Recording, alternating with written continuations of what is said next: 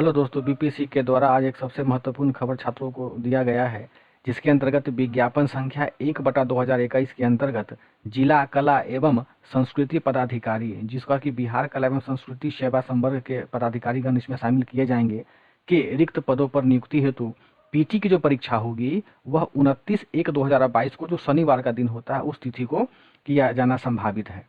अब बीपीएससी ने यह भी कहा है कि प्रशासनिक कारणों से इस परीक्षा की तिथि में परिवर्तन किया जा सकता है। अब यहाँ दोस्तों सबसे समझने वाली बात क्या है कि 29 तारीख को जो ये पीटी की परीक्षा होगी उसका समय नहीं दिया गया हुआ है।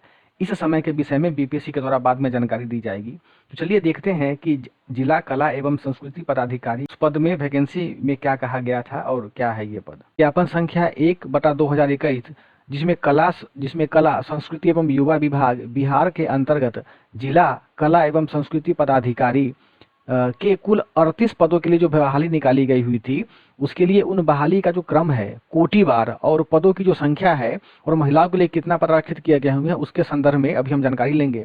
देखते हैं कि टोटल पदों की जो संख्या है, वो टोटल पदों की संख्या 38 निर्धारित किया गया था जिला कला एवं संस्कृति पदाधिकारी के लिए, जिसमें कि जो जनरल कैटेगरी के पद हैं उनके लिए 14 पद आरक्षित किए गए थे। इसमें महिलाओं के लिए 5 पद सुरक्षित हैं। आर्थिक रूप से कमजोर वर्ग अर्थात जो ईडब्ल्यूएस कैटेगरी के लोग हैं उनके लिए इसमें 4 पद तय किए गए हैं और महिलाओं के लिए 1 पद आरक्षित किए गए हुए हैं। अनुसूचित जाति के लिए इसमें 6 पद हैं और महिलाओं के लिए 2 पद आरक्षित किए गए हैं। अनुसूचित जनजाति के लिए 1 पद है और महिलाओं के लिए इसमें 1 भी पद नहीं दिए गए हैं। अत्यंत पिछड़ा वर्ग के लिए 7 पदों का सृजन किया गया था, जिसमें महिला के लिए 2 वर्ग पद आरक्षित किए गए हैं। पिछड़ा वर्ग के लिए 5 पदों की संख्या तय की गई थी, जिसमें कि 2 पद जो होते हैं 35% आरक्षण के लिए महिलाओं के संदर्भ में, वह 2 पद महिलाओं के लिए आरक्षित किए गए हैं।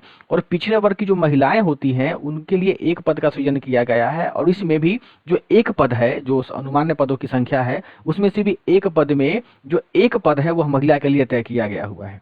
अब हम देखते हैं कि इसका जो सिलेबस होता है वह सिलेबस क्या है। चयन प्रक्रिया है, वह भी चयन प्रक्रिया 3 माध्यमों से किया जाएगा। सबसे पहले प्रारंभिक परीक्षा का आयोजन किया जाएगा। उसके बाद जो प्रारंभिक परीक्षा में जो बच्चे उत्तीर्ण करेंगे, छात्र उत्तीर्ण करेंगे प्रारंभिक परीक्षा को, उसको लिखित परीक्षा से गुजरना पड़ेगा और जो बच्चे लिखित परीक्षा उत्तीर्ण करेंगे उनको साक्षात और जो अभ्यर्थी साक्षात्कार क्वालिफाई करेंगे उनको फाइनली मेरिट लिस्ट में आना पड़ेगा। उसके बाद ही इनकी ज्वाइनिंग करा दी जाएगी। अब प्रारंभिक परीक्षा जो होता है वो प्रारंभिक परीक्षा क्या होगी, वह 2 घंटे की होगी और 2 घंटों में टोटल बच्चों को 150 प्रश्नों, जो भी बच्चे होंगे उनको प्रत्येक छात्रों को छात्राओं को 150 प्रश्नों का जवाब देना होगा, जो प्रश्न बहुविकल्पीय होगा। जैसे हम लोग बीपीएससी का पेपर देते हैं सामान्यतः वैसे ही पैटर्न का होगा। अब इसमें यह कहा गया है कि प्रारंभिक परीक्षा के प्रश्नों का स्तर, देखिए बहुत महत्वपूर्ण नोटिस है ये, कि प्रारंभिक परीक्षा के प्रश्नों का स्तर बिहार लोक सेवा आयोग द्वारा राजपत्रित पदाधिकारियों हेतु वर्तमान में आयोजित संयुक्त प्रतियोगिता परीक्षा के समान होगा। संयुक्त प्रतियोगिता परीक्षा का मतलब हुआ जैसे कि 65वीं बीपीएससी, 64वीं बीपीएससी, 66वीं, 67वीं, इसी को कंबाइंड रूप से बोला जाता है। तो जो सिलेबस हमारा इनका है सेम सिलेबस वैसा, यानी इतिहास, भूगोल, नागरिक, मैथमेटिक्स, करेंट अफेयर्स, सब प्रश्न जो पूछे जा रहे हैं प्रश्नों की प्रवृत्ति बिल्कुल वैसे ही रहेगी।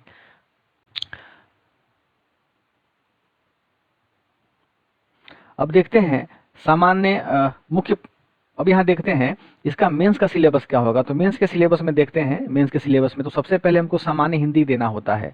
तो सामान्य हिंदी के लिए कहा गया है कि जो सामान्य हिंदी का 1 पत्र होगा और वह पत्र कितने अंकों का होगा, 100 अंकों का होगा। इसके लिए अभ्यर्थियों को 3 घंटे का समय उपलब्ध कराया गया और सामान्य हिंदी में 30% लब्धांक, यानी 30% जो अंक होते हैं 100 में, उतना अंक लाना बच्चों को अनिवार्य होगा, अन्यथा उसे डिस्क्वालीफाई कर दिया जाएगा।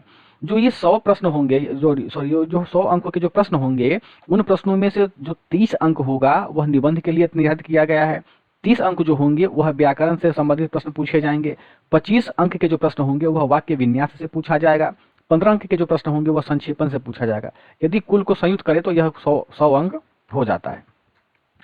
और यदि सामान्य अध्ययन का जो प्रश्न पत्र होता है मुख्य परीक्षा में, इसमें कहा गया है कि मुख्य परीक्षा सामान्य अध्ययन में 2 पत्र होंगे, प्रश्न पत्र 1 और प्रश्न पत्र 2।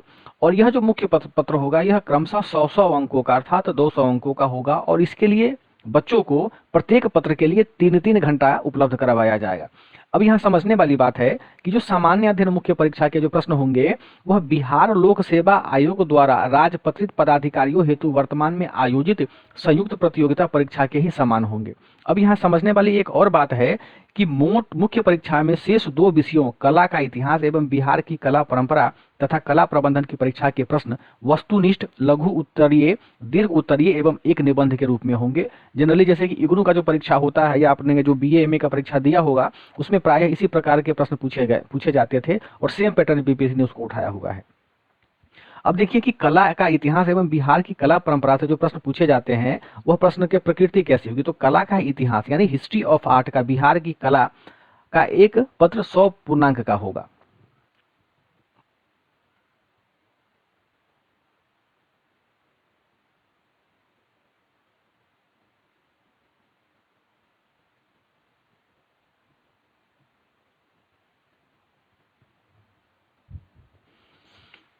अगला है कला प्रबंधन। तो कला प्रबंधन का जो प्रश्न पत्र होगा वह भी 100 अंकों का होगा, वो भी 100 अंकों का होगा। तो अब हम देख लेते हैं कि अब इसमें सबसे महत्वपूर्ण बात है वो साक्षात्कार जो होगा वह साक्षात्कार टोटल हमारा 100 अंक का होगा। अब इसको समझते हैं कि यह टोटल अंक कितने का होगा। जो पहला पेपर होगा वह 100 अंकों का होगा, जो दूसरा पेपर होगा वह भी 100 अंकों का होगा, जो तीसरा पेपर होगा वह भी 100 अंकों का होगा, जो चौथा पेपर होगा वह भी 100 अंकों का होगा। इस प्रकार सामान्य अध्ययन का अर्थात GS में टोटल 400 अंकों की परीक्षा ली जाएगी और इसमें से 100 अंक जो होंगे वो हमारे साक्षात्कार के होंगे। तो टोटल हमारे 500 अंक अर्थात जो मुख्य परीक्षा हमारा होगा वह मुख्य परीक्षा 500 अंकों का होगा और इसी 500 अंकों पर आपका मेरिट का निर्धारण किया जाएगा। तो चलिए छात्रों, जिन अभ्यर्थियों ने यह फॉर्म भरा है वो PT के लिए कमर कस ले और उनको PT के लिए और मुख्य परीक्षा के लिए बिहार नमन GS परिवार की टीम की ओर से